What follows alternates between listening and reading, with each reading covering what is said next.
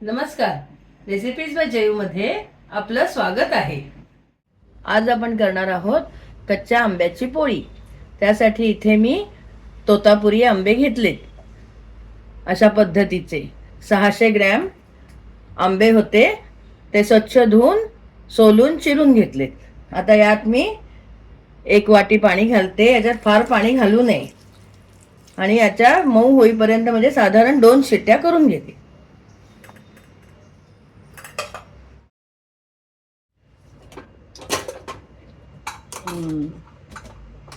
आपल्या कैऱ्या छान शिजल्या आहेत।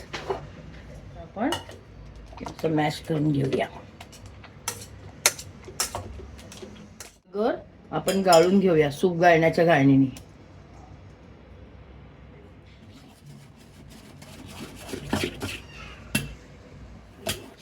हे बघा, सगळं व्यवस्थित गाळलं गेलंय, अगदी जरासच राहिलंय। काही धागे दोरे असतील तर राहतात। हा गाळून घेतलेला गर आपण पॅन मध्ये घेऊन थोडासा शिजवूया। यात आता मी 200 ग्रॅम अंदाजे साखर घालते। थोडासा आंबट गोड असा चटपटीत व्हायला हवा म्हणून। तुम्हाला जर जास्त गोड आवडत असेल तर थोडी साखर जास्ती घातली तरी चालेल। 600 ग्रॅम कैऱ्या होत्या म्हणून 200 ग्रॅम साखर घालते। आणि याला चटपटीत चव येण्यासाठी अर्धा टीस्पून काळं मीठ घालते।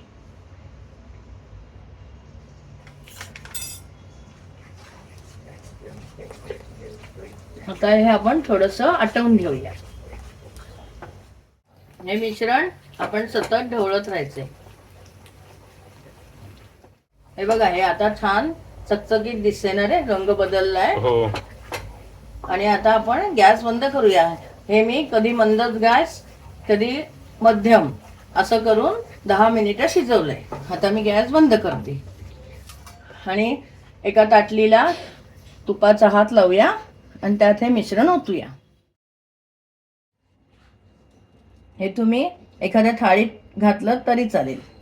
तुम्हाला किती जाडसर हवे त्याप्रमाणे याची जाडी ठेवायची।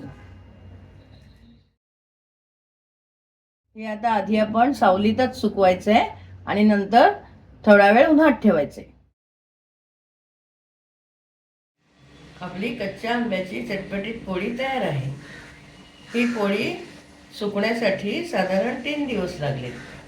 2 दिवस सावलीतच ठेवली होती म्हणजे घरात, आणि साधारण 2-3 तास मी बाहेर उन्हात ठेवले होतं ग्रिलमध्ये। हे बघा, ही पोळी अगदी सहज निघते। वाव। हे आपण तुपाचा हात लावला होता म्हणूनही निघते, आणि नसता लावला तरीही कधी कधी सुटते व्यवस्थित। एकदम सुंदर दिसते। हो, बघू, मला चव दाखव। आता आपण कापूया। आपल्या आवडीप्रमाणे याचे तुकडे करायचे।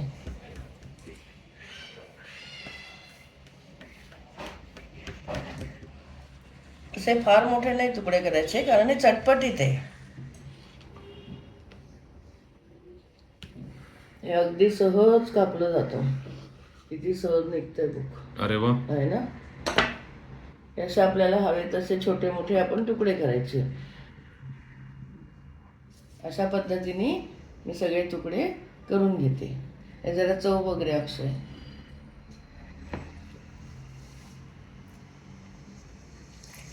वा, एकदम मस्त चटपटीत लागते। हो ना। एकदम मस्त। हे साधारणपणे 10-15 दिवस अशीच बाहेर राहते चांगली, पण जास्त ठेवायची असेल तर आपण फ्रीजमध्येही ठेवू शकतो।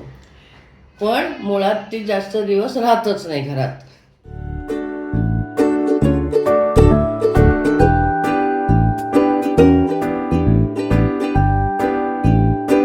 नक्की करून बघा, अभिप्राय कळवा आणि चॅनल सबस्क्राईब करायला विसरू नका। तुम्हाला जर एखादी रेसिपी हवी असेल तर कमेंटद्वारे मला जरूर कळवा।